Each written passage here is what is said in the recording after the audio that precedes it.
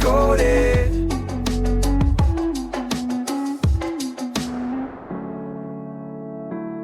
Welcome back to Book Decoded, where we take insightful books that I'm sure you've been meaning to read, and we boil them down into bite-sized wisdom. Yeah.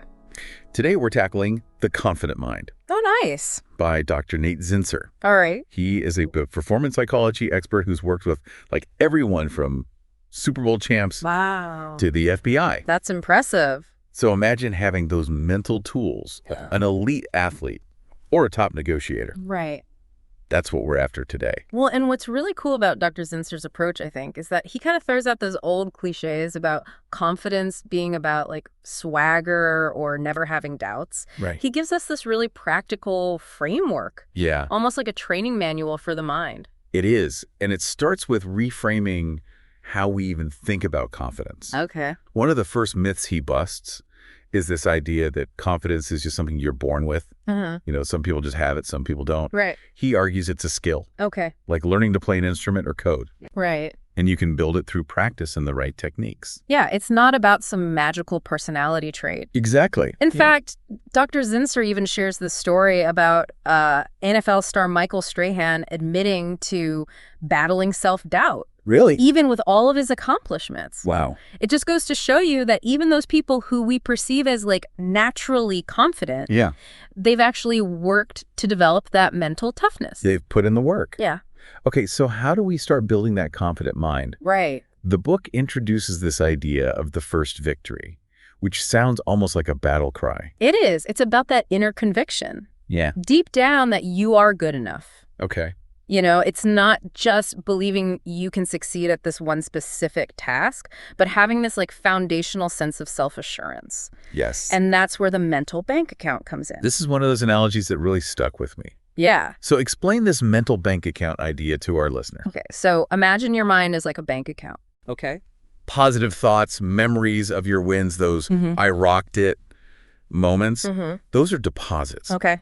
But self-criticism, dwelling on failures, those are withdrawals. And just like with your finances, you want to be aware of your balance. So how do we make sure we're not overdrawing on our mental accounts? All right.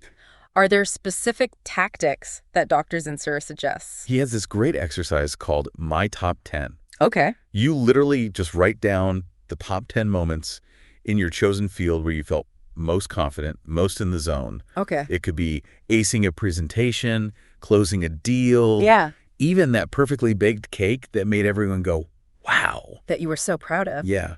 By reliving these highlights, you're making a conscious deposit. You're basically reminding yourself of your capability, which is so important. Yes. And I love that it shifts the focus from what we lack Right. to what we've already achieved. Yeah. It's about recognizing our strengths and building on them. Yeah. And that's just one technique for building that first victory. Right. That foundational confidence. Yeah. But confidence isn't just a one-time achievement, right? Yeah. It's something we need to cultivate daily. Absolutely. So how do we bring this confidence into our everyday lives? Right. Because let's face it, most of us aren't facing a Super Bowl every day. Right. Well, Dr. Zinsser really emphasizes that confidence is built and maintained daily, not just before a big event. Okay. And one of his key points is the importance of affirmations, Okay. particularly those focused on desired future states. I have to admit, when I first heard about affirmations, I was a bit skeptical. Yeah. It seemed a little too woo-woo for me. I hear that. But Dr. Zinsser actually delves into the science behind how they can rewire our thinking patterns. He does. It's pretty fascinating. He shares the story of Alessandra Ross, an Olympic hopeful in the 800 meters who used affirmations to boost her time. Oh, wow. She even created a personalized affirmation script to listen to daily. And guess what? It worked. Really? Her time significantly improved. So it's not just about repeating feel-good phrases, No. but about intentionally crafting those statements to align with your goals Yes. and using them to challenge those limiting beliefs. Absolutely. And this ties into another powerful tool that Dr. Zinsser explores, visualization. Right.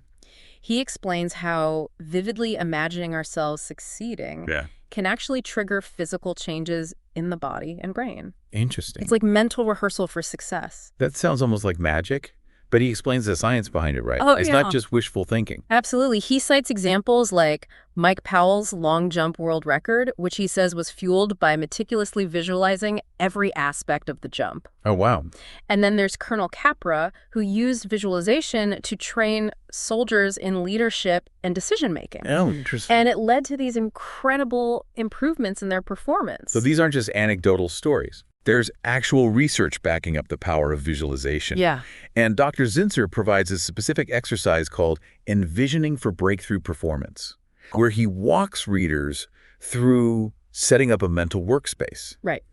and vividly imagining achieving their goals. It's about engaging all your senses, feeling the emotions, hearing the sounds, seeing the details. Wow. It's like creating a mental movie of your success. Yeah. And this ties back to the mental bank account. Yeah. Each time you rehearse that success, you're making a deposit. It's like you're training your brain to believe it's possible. Exactly. Now, I'm curious, what about those inevitable setbacks? Yeah, We all experience them, we do. even the most confident people. How does Dr. Zinsser address that? That's where his idea of mental safeguards comes in. You know, he argues that while those negative experiences are inevitable, they don't have to derail us. It's all about how we interpret them. I like that it's not about denying the setback, but about framing it in a way that doesn't crush your confidence. Exactly. He uses the example of Olympic bobsledder Doug Sharp, Oh, wow. who faced multiple challenges but just never lost his optimism. Really? You know, he was able to bounce back because he had these mental tools. So what are these mental safeguards? How can our listeners apply them? Dr. Zinsser provides 3 key safeguards, treating mistakes as temporary, Okay. limited, Okay. and non-representative. Okay. So if you mess up, you remind yourself it's not permanent, it's limited to this specific situation, Yeah. and it doesn't define your overall abilities. That's a great way to reframe those negative experiences. It takes away their power to define us. Yeah. And it leads into another concept I found intriguing, the shooter's mentality. Yes. This one is all about reframing how we view misses, whether it's in basketball, business, or any area of life. Right. Dr. Zinsser argues that a true shooter sees misses as making hits more likely. Wow. It's about maintaining that unwavering belief in your ability to succeed, Right. even after a setback. That's a pretty bold statement. It seems counterintuitive. You'd think a miss would shake your confidence, not boost it. The key is in the mindset shift. Instead of seeing a miss as proof of your inadequacy, you see it as valuable data. Yeah. It's feedback that helps you adjust your approach Yeah. and increases the likelihood of a hit next time. So it's about turning that negative experience into a learning opportunity. And it's Yeah. about focusing on the process, not just the outcome. Precisely. It ties back to that mental bank account. Even a miss can be a deposit if you use it to refine your skills Right. and strengthen your resolve. Now, speaking of preparation, Dr. Zinsser makes a strong case for the importance of pre-performance routines, Yeah. and not just for athletes. Right. He argues that mental preparation is just as crucial as physical preparation. Absolutely. It's about having a game plan for your mind, just like you would for any challenge. He shares a 5-step routine used by neurosurgeon Mark McLaughlin. Okay. Pause patient, Uh-huh. plan, Okay. positive thought. And prayer, it highlights how deliberately structuring your thoughts and actions before a high-stakes performance can make all the difference. So it's about creating a sense of ritual and intentionality. Yes. And it's not just for surgeons. He also mentions author Stephen Pressfield, who has a specific pre-writing ritual that helps him shift into a focused, creative state. These routines act as triggers, signaling to our minds that it's time to perform. They help us tap into that reservoir of confidence we've been building. It's like putting on your game face, but all this talk of preparation is great. But I'm curious, what about when we're actually in that performance zone? Right. How do we maintain that confident mindset when things inevitably get tough? Dr. Zinsser dedicates a whole section to performing with confidence, and his advice might surprise you. He says the goal isn't to be perfect, Oh, but to perform at your best even when things go wrong. It's about embracing the reality of imperfection. so it's about accepting that mistakes happen and not letting them throw you off your game. Exactly. And he introduces this brilliant tool called the statements only rule for game day, Okay. which can be applied to any high-stakes situation.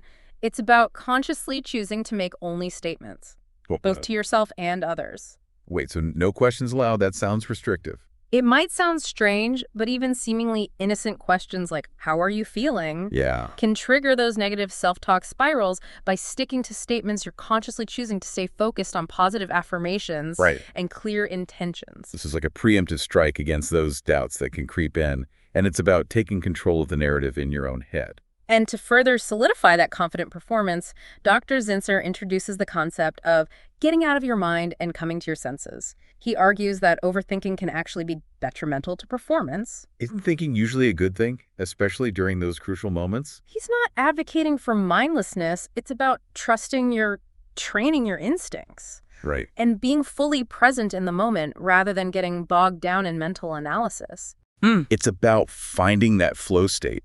Like when an athlete is so in the zone that their actions become almost automatic. Precisely. He tells this gripping story about Lieutenant Anthony Randall, Okay. who successfully leads a nighttime raid in Ranger School despite extreme exhaustion and injuries. Oh my gosh. Randall succeeds because he silences his doubts, focuses on the task at hand, Yeah. and trusts his training.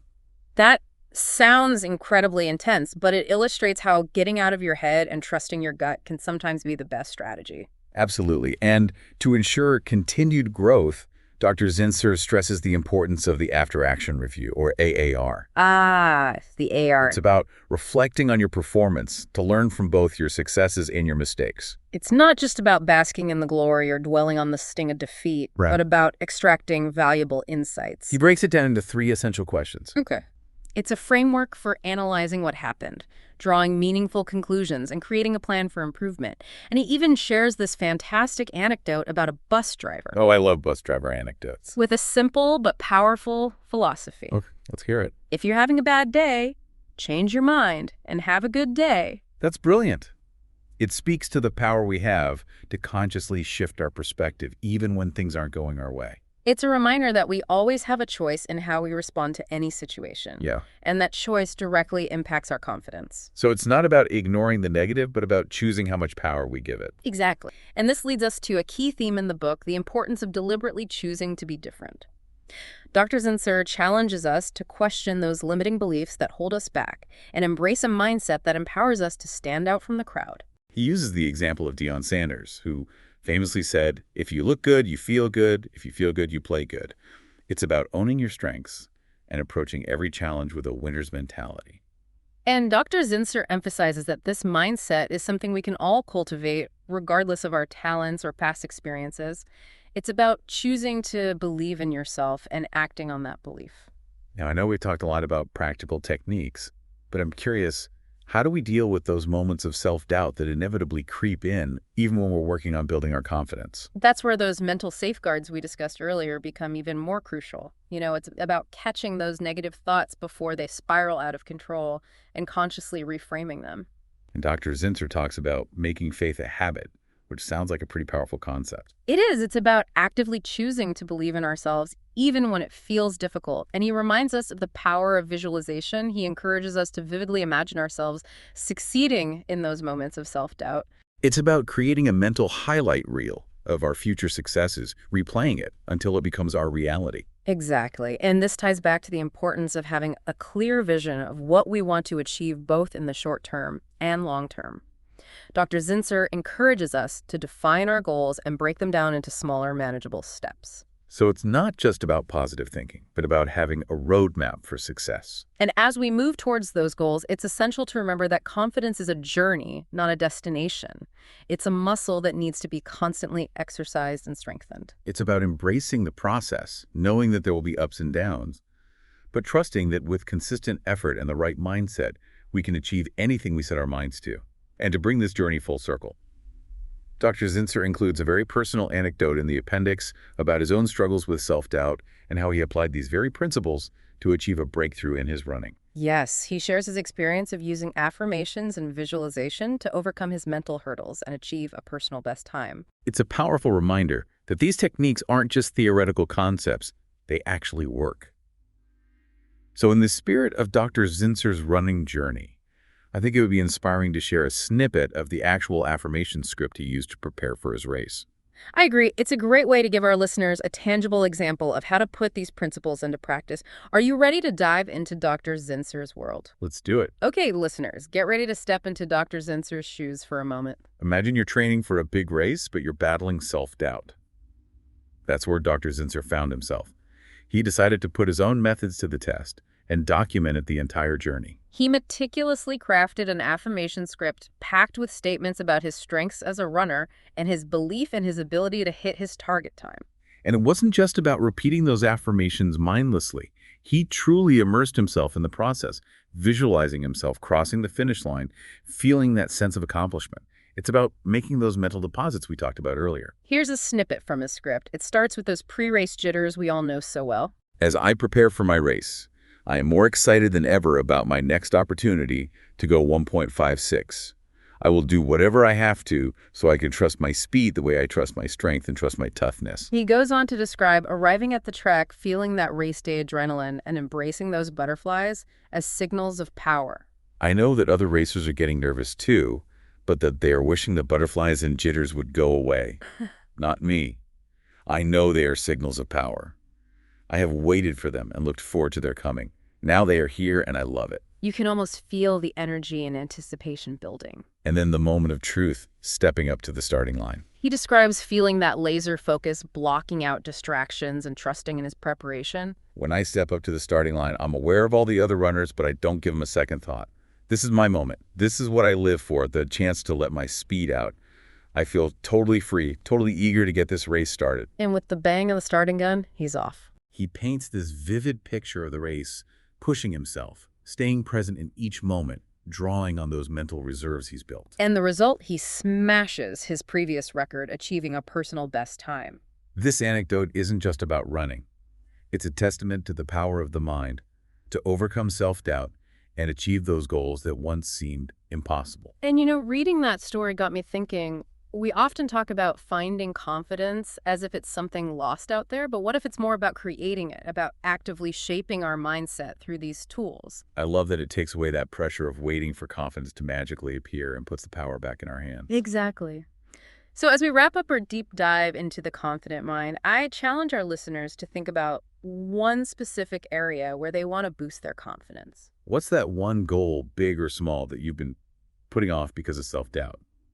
Choose one technique from the book, whether it's affirmations, visualization, or building your mental bank account, and commit to trying it out this week. Remember, confidence is a skill that's built through practice and consistent effort. And who knows, maybe you'll surprise yourself with what you can achieve. Until next time, keep those minds curious and those confidence levels high.